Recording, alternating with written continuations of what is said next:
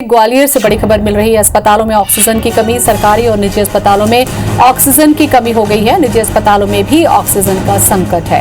कल कमला राजा अस्पताल में 3 लोगों की मौत हुई थी। ऑक्सीजन खत्म होने से 3 लोगों की जान चली गई थी। ऑक्सीजन खत्म होने के बाद हंगामा भी परिजनों ने किया था।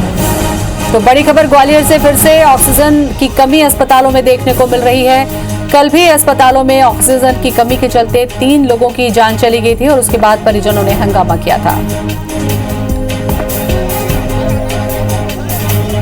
तो ऑक्सीजन खत्म होने से कल 3 लोगों की मौत हुई थी और उसके बाद हंगामा हुआ था, जिसकी तस्वीर हमने आपको दिखाई थी।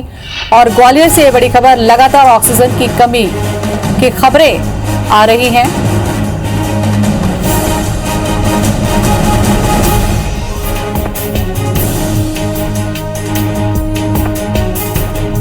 तो कल कमला राजा अस्पताल में 3 लोगों की मौत हो गई थी। ऑक्सीजन की कमी के चलते अफरा तफरी का माहौल था।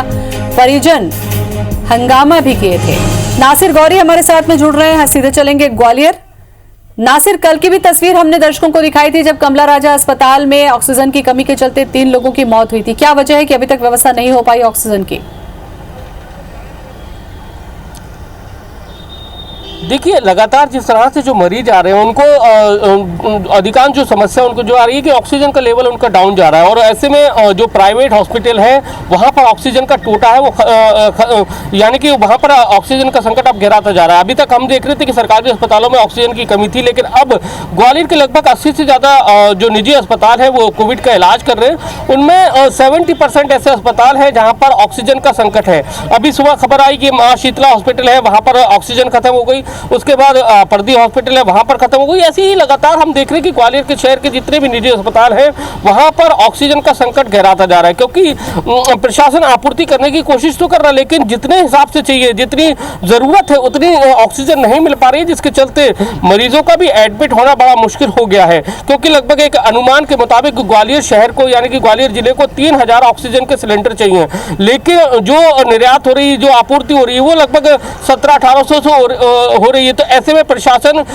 जरूरत के हिसाब से बहुत ही ज़्यादा जो क्रिटिकल मरीज है उनकी जो डिमांड्स आ रही है निजी अस्पतालों की, वहाँ पर सप्लाई करने की कोशिश कर रहा है। और लगातार जो ट्रांसपोर्टेशन करके यानी कि ऑक्सीजन की जो सिलेंडर टैंकर है, सिलेंडर है वो लाए जा रहे हैं, लेकिन जितनी मात्रा में अभी ग्वालियर को चाहिए शायद उतनी मात्रा में नहीं आ पा रहा है और इसके चलते लगातार संकट घिराता जा रहा है। हमने कल तस्वीरें देखी थी कि कमला राजा अस्पताल में ऑक्सीजन खत्म होने से 3 लोगों की डेथ हो जाती है। आनंद फानन में जो परिजन है वो हंगामा कर देते हैं। 2 विधायक थे कांग्रेस के, वो पहुंच जाते हैं और उसके बाद आनंद फानन में ऑक्सीजन का सिलेंडर आता है। लेकिन सबसे बड़ी बात ये थी कि उसमें ये निकल के आई कि ऑक्सीजन का जो टैंकर है वो अस्पताल के परिसर में ही खड़ा हुआ था, लेकिन उसको रिफिल नहीं किया गया। लेकिन जब लोगों की डेथ हो गई, हंगामा हुआ और उसके बाद उसको रिफिल करने का काम किया गया। ये सबसे बड़ा सवाल है कि अगर पहले ही रिफिल कर दिया जाता, जब कमला राजा अस्पताल में सुबह 9:30 बजे खबर आ रही थी कि ऑक्सीजन खत्म हो गई है, लेकिन 12 बजे तक रिफिल नहीं किया गया और जिसके चलते एक बड़ा हादसा ग्वालियर में कमला राजा हॉस्पिटल में हो गया था। लेकिन अब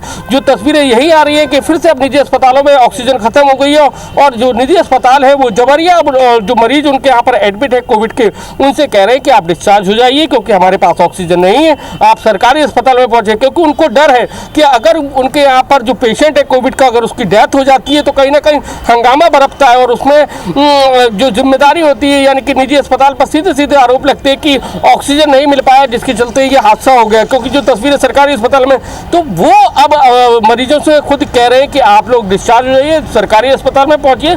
तो ऐसे में जो कोविड के मरीज हैं उनके सामने एक बहुत बड़ा संकट खड़ा हो गया।